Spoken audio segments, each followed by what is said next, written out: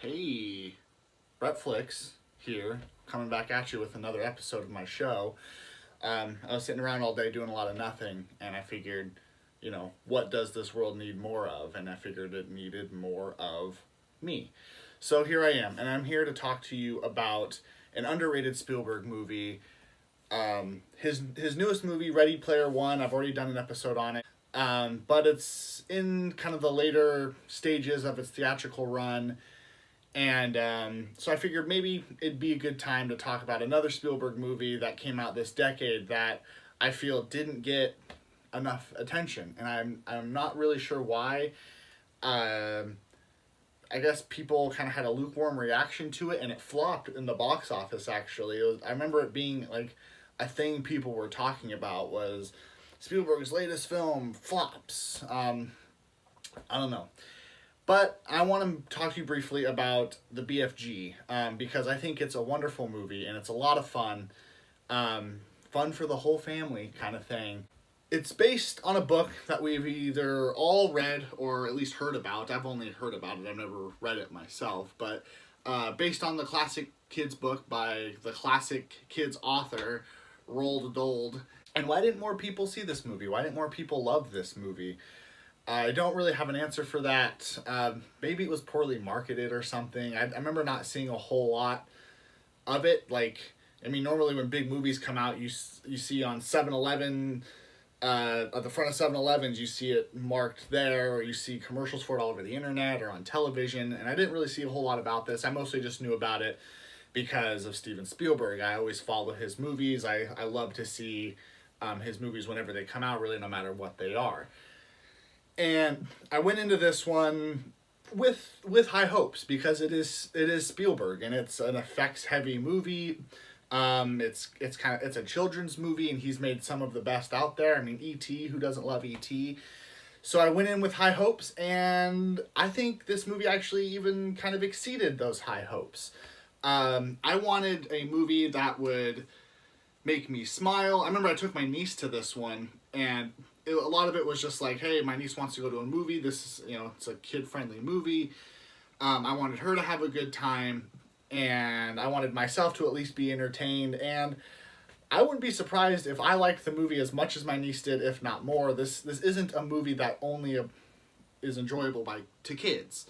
Like, anyone can go see this movie and love it. I mean, the basic story is there's this little girl, and she's sad because she's an orphan, and she meets a giant, and the giant takes her away to Giant Land, and they have an adventure. The whole time, I just had this, child grin on my face, looking up at the screen, and it looked amazing. I was just like that the entire time, because, the effects were pretty, but it was so fun. Mark Rylance plays the giant, and he is as charming as character actors get. I love him in everything that I've seen him in. And in fact, in my video for Ready Player One, that was one of the things, I said, was a big standout. He was one of the things that stood out in that movie.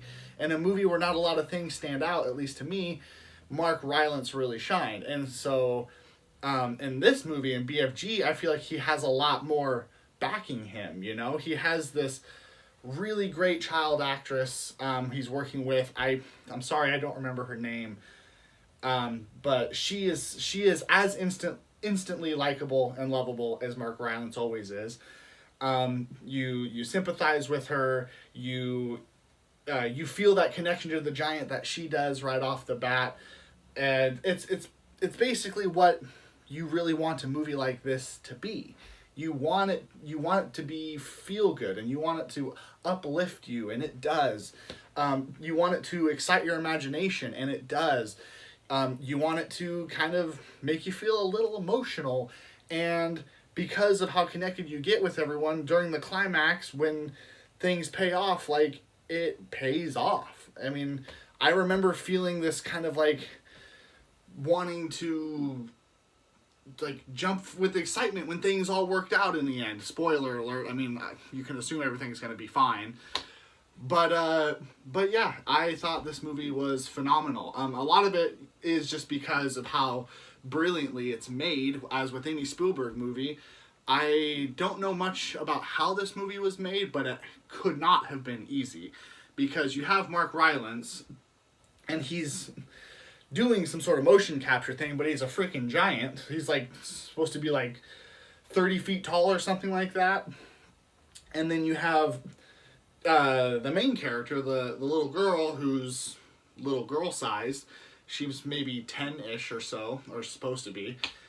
And they're interacting with each other. So I've always meant to pick up this movie, like buy a hard copy of it so I could watch like the making of documentary, which those things are always pretty shallow on movies. They're not that informative, but I would love to just know at least a little bit, which I'm sure I could just look it up online, but obviously this channel really isn't about telling you how movies are made. It's just me to tell you my opinion on whether or not I liked it. So I haven't done a lot of research, but I can imagine it had to have been hell to try to pull this movie off, because I mean, for Mark Rylance has got to do all these things, and in the meantime keep this little girl in mind, and then the little girl's got to be able to react, but obviously she's not reacting with a real like 30-foot tall being. And the whole time, like, you have Spielberg behind the camera, so you have these really like complicated and dynamic camera movements.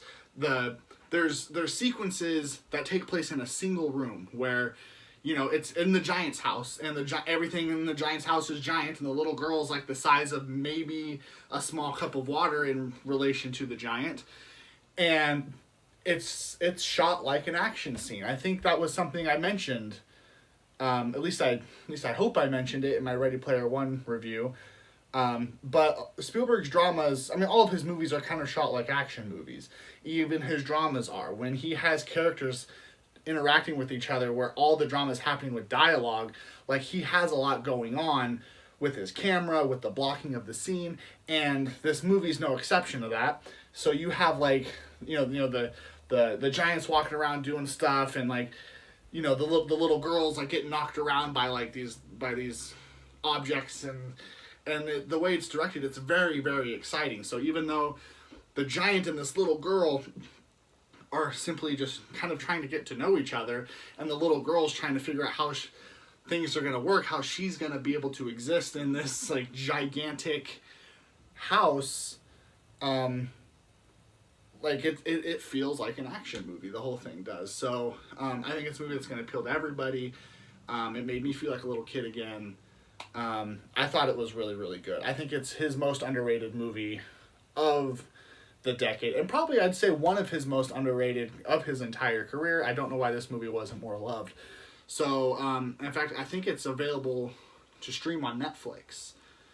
So, watch this movie. I mean, I know you have nothing to do tonight. I mean, if you're watching me right now, you clearly have nothing to do. Watch BFG. I really hope you'll like it. Anyway, thanks for checking out another episode of Bretflix. A subscribe is always appreciated. And in the comments, would you tell me what you think Steven Spielberg's most underrated movie is? I think if I had to pick like his most underrated movie, I would probably say is Munich. Now, Munich got tons of praise when it came out. Across the board, critics loved it. It was nominated for Best Picture, so it doesn't really sound like it's underrated. But I feel like in the years since, it's just not as talked about as it should be, especially when Spielberg comes up in discussions. Everyone always talks about Raiders of the Lost Ark, or Close Encounters, or, Schindler's List, or something like Jaws, or whatever. Like, all great films. But I just think Munich is as good, if not better, than a lot of those. Like, for me, Munich's in like my top 3 favorite movies Spielberg's ever done. So in the comment section, let me know what your pick for Spielberg's most underrated movie is, and I will see you next time.